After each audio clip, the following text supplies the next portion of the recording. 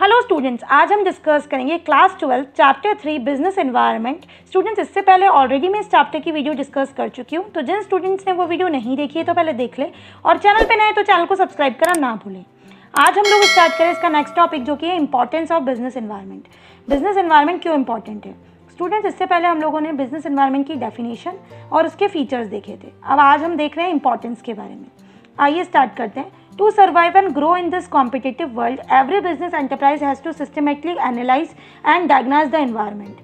Survive करने के लिए, ग्रो करने के लिए इस कॉम्पिटिटिव वर्ल्ड में हर बिजनेस एंटरप्राइज को क्या करना पड़ता है? सिस्टमेटिकली एनालाइज करना पड़ता है, डायग्नोज करना पड़ता है एनवायरनमेंट को। और a good understanding of business environment by business managers enables them not only to identify and evaluate but also to react in to the forces external to their firms.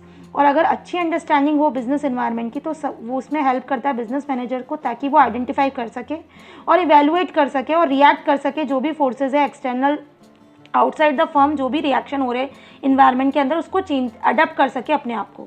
तो जो study है business environment की, वो क्यों important है, आइए समझते हैं। आप इस तरीके से पहले डायग्राम बना सकते हैं कि इंपॉर्टेंस ऑफ बिजनेस एनवायरनमेंट के क्या क्या पॉइंट्स हो सकते हैं। एक तो कॉपिंग with rapid changes, assisting in planning and policy formulation, improving performance, identify opportunity and getting the first mover advantage, identify threats and early warning signals, tapping useful resources। ये सारे पॉइंट्स हैं जो कि आपको बताते हैं कि क्या इंपॉर्टेंस है बिजनेस एनवायरनमेंट की। अब वन बाय वन हम इसका ब्रीफली डिस्क्रिप्शन करेंगे। First, it enables the firm to identify opportunity and getting the first mover advantage. ये फर्म को हेल्प करता है कि अपॉर्चुनिटी को आइडेंटिफाई किया जा सके और फर्स्ट मूवर एडवांटेज गेन किया जा सके। तो अपॉर्चुनिटीज़ का मतलब क्या होता है? Opportunity refer to positive external trends और changes that will help a firm to improve its performance. कोई भी अपॉर्चुनिटी अगर आती है, अगर बिजनेस मैनेजर उसको अच्छी तरीके से गेट कर लेता है, तो ऑब्वियसली सी बात है उसकी परफॉर्मेंस इंप्रूव हो जाती है। और एक्सटर्नल इन्वायरमेंट क्या प्रोवाइड करता है? बहुत सारी अपॉर्चुनिटीज़ प्रोवाइड करता है बिजनेस यूनिट्स को। The company which is more conscious about the changes of the business environment can take better advantage of opportunities instead of losing them to competitors। और जो भी चेंजेस होते हैं बिजनेस एनवायरनमेंट के अंदर, कोई भी एंटरप्रेन्योर हो वो उसका क्या कर सकता है? उस अपॉर्चुनिटी को सबसे पहले लेकर अपने जो कॉम्पिटिटर्स है उससे आगे निकल सकता है। इसलिए बिजनेस जो एनवायरनमेंट है वो हेल्प करता है अपॉर्चुनिटी को आइडेंटिफाई करने में और उसका सबसे पहला एडवांटेजेस लेने में।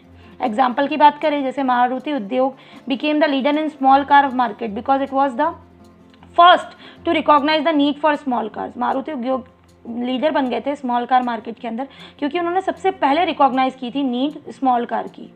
नाउ नेक्स्ट है, helps the firm to identify threats and early warning signal. Firm को हेल्प करता है कि वो खतरों से आगाह है, आइडेंटिफाई कर पाए और अर्ली वार्निंग सिग्नल पहले से ले पाए। Threats refer to external environment trend. Threat का मतलब होता है जो कि एक्सटर्नल एनवायरनमेंट के ट्रेंड्स होते हैं। And changes that will hinder a firms performance. और ऐसे चेंजेस जो कि क्या करते हैं? फर्म्स की परफॉर्मेंस को बाधा क्रिएट करते हैं। तो इन्वायरमेंटल अवेयरनेस जो है वो हेल्प करती है ऑर्गेनाइजेशन को आइडेंटिफाई करना थ्रेट्स को बिजनेस के अंदर, and act as a early warning signal. और किस तरीके से रिएक्ट करना? अर्ली वार्निंग सिग्नल्स के रूप में रिएक्ट करना। Timely understanding of environment helps to make suitable changes in the organisation. और टाइमली अंडरस्टैंडिंग जो होती है एनवायरनमेंट की, वो भी हेल्प करती है ताकि ऑर्गेनाइजेशन जो कि सुटेबल चेंजेस है उसको ले सके। Example, if an Indian firm finds that an MNC is entering the Indian market. Indian firm को पता लग गया कि कोई एमएनसी एंटर कर रही है इंडियन मार्केट के अंदर विथ न्यू सब्स्टिट्यूट्स लेकर आ रही है, तो it should act as a warning signal. वो किस तरीके से एक्ट करेंगे? जैसे उनको वार्निंग मिल गई, and the firm must prepare to meet the threat by adopting measure like improving quality. और फर्म्स पहले से क्या प्रिपेयर करेंगे? अपने आप को इम्प्रूव करने की कोशिश करेंगे। उसके लिए वो वेरियस मेजर्स लेंगे, स्टेप्स उठाएंगे, जैसे क्वालिटी को इम्प्रूव करेंगे, कॉस्ट को रिड्यूस करेंगे और बहुत इंगेज करेंगे अग्रेसिव एडवर्टाइजिंग में एंड सो ऑन। ये सारी चीज़ें वो लोग पहले से कर लेंगे। तो थ्रेट्स को आइडेंटिफाई करना और उसके साथ और अर्ली वार्निंग सिग्नल्स लेना, ये बिजनेस एनवायरनमेंट हमें हेल्प करता है। नेक्स्ट एग्जाम्पल है, Bajaj auto made considerable improvements in its two wheelers when Honda and other foreign companies entered in the auto industry। Bajaj auto ने क्या कर लिया?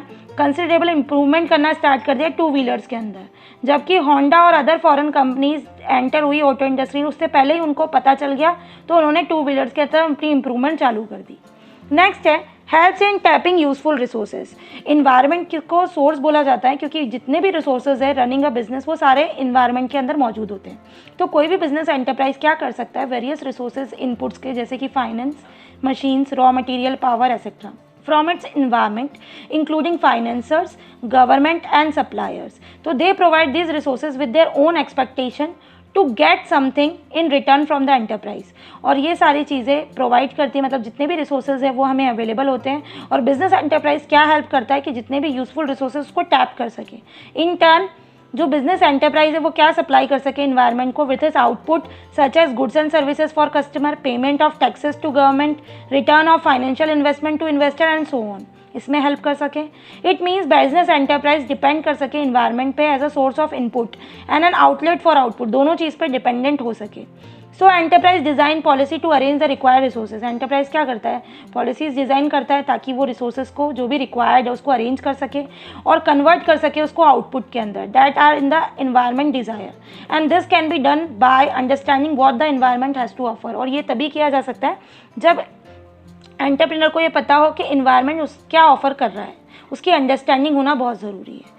Example, with rise in demand for LED monitors, जैसे जैसे demand बढ़ी LED monitors की, company started arranging raw material for LED instead of CRT monitors. तो company ने क्या अरेंज करना स्टार्ट कर दिया, रॉ मटेरियल करना स्टार्ट कर दिया LED के लिए इंस्टेड CRT मॉनिटर्स को छोड़कर।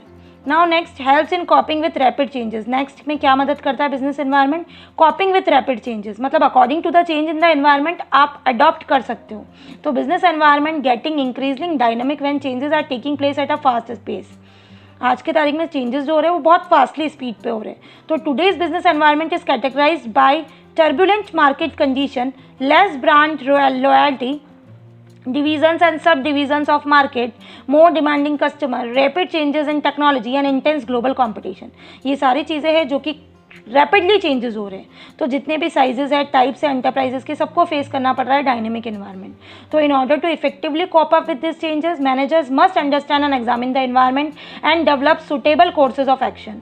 और इस कोप अप चेंजेस को इफेक्टिवली समझना बहुत ज़रूरी है मैनेजर के लिए, ताकि वो कोप अप कर सके with the change in the environment के साथ, और बिजनेस एनवायरनमेंट इसमें हेल्प करता है।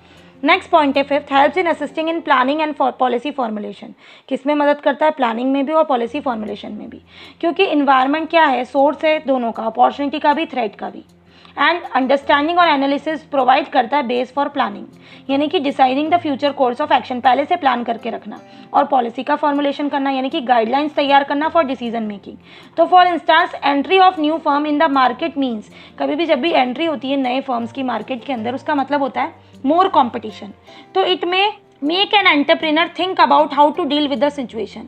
ये हेल्प करता है एंटरप्राइज को कि वो थिंक करे कि किस तरीके से वो सिचुएशन को डील करेगा। For example, ITC hotels plan for new hotels in India after observing the increase in India share of world tourism. ITC hotel ने प्लान किया कि वो नए होटल्स इस्टेब्लिश करेंगे इंडिया के अंदर, जब उन्होंने ऑब्जर्व किया कि यहाँ पर इंक्रीज़ है इंडियाज़ का शेयर वर्ल्ड टूरिज्म की तरफ। नेक्स्ट है, हेल्प्स इन इम्प्रूविंग परफॉर्मेंस। किस में मदद करता है, परफॉर्मेंस को इम्प्रूव करने में मदद करता है। Analysis, understanding of trends of the business environment helps the business to improve its performance. Complete analysis होना, अंडरस्टैंडिंग हो रहा क्या ट्रेंड में चल रहा है, उससे क्या मदद मिलती है, परफॉर्मेंस इंक्रीज होती है। Future of an enterprise is closely linked with what is happening in the environment. और किसी भी फ्यूचर जो है एंटरप्राइज का, वो किससे रिलेटेड होता है कि क्या हैपनिंग चल रही है, क्या चीज़ें हो रही है एनवायरनमेंट के अंदर। And it has been observe that enterprises which continuously monitor and adjust themselves as per changing business environment not only improve their present performance but also continues to succeed in market for a long period of time। और जो इसको observe कर लेता है, understand कर लेता है, वो अपनी प्रेजेंट परफॉर्मेंस तो इम्प्रूव करता ही है, साथ के साथ फ्यूचर में भी क्या करता है, सक्सीड हमेशा होता है for a longer period of time. इसलिए बिजनेस एनवायरनमेंट किसमें मदद करता है, परफॉर्मेंस को इम्प्रूव करने में मदद करता है। तो स्टूडेंट्स, ये जितने पॉइंट्स थे सारे हमने इंपॉर्टेंट के डिस्कस कर लिए। अब इसके आगे मैं आपसे नेक्स्ट वीडियो में डिस्कस करूंगी। अब आपको करना क्या है, ज़्यादा से ज़्यादा आप मुझे कमेंट करके बताएं कि आपको ये वीडियो कैसी लगी, और जो स्टूडेंट चैनल पे नए वो चैनल को सब्सक्राइब करना ना भूले, एंड साथ में नोटिफिकेशन बेल आइकन को ज़रूर प्रेस कर दे ताकि मेरी अपकमिंग सारी वीडियोज़ की नोटिफिकेशन आपको मिलती रहे। जल्द मिलते हैं नई वीडियो के साथ। Thank you.